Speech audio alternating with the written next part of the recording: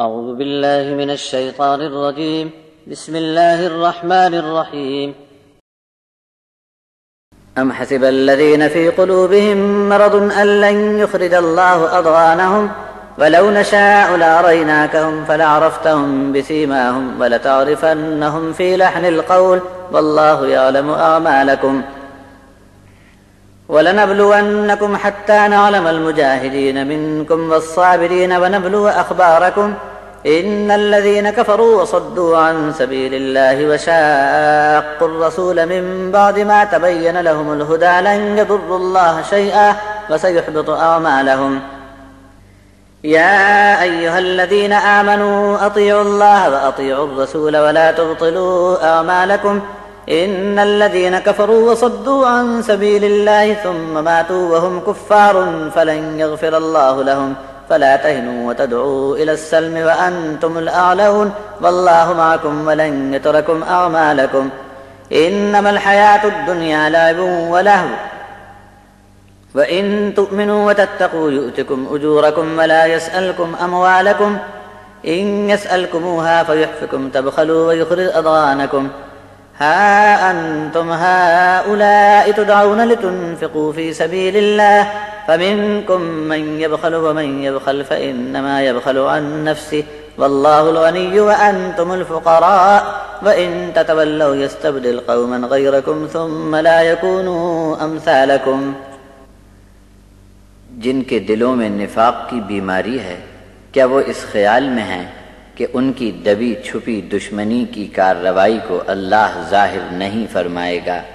اگر ہم چاہتے تو آپ کو ان لوگوں کو دکھا دیتے، البتہ آپ ان کے چہروں سے ان کو ضرور پہچان لیں گے اور ان کی لچھے دار بات کے ڈھب سے بھی ان کو پہچان لیں گے. اللہ تم سب کے اعمال سے واقف ہے.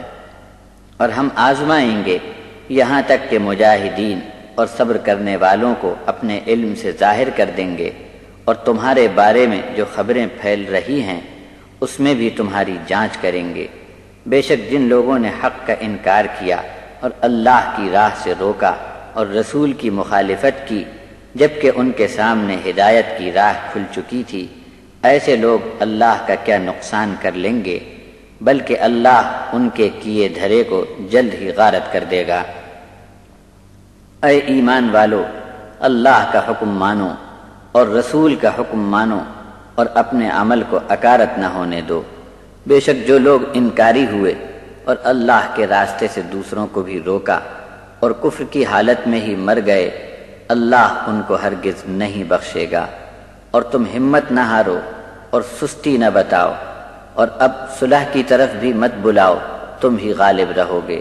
اللہ تمہارے ساتھ ہے، وہ تمہارے محنت بھرے کاموں میں کبھی نقصان نہ ہونے دے گا.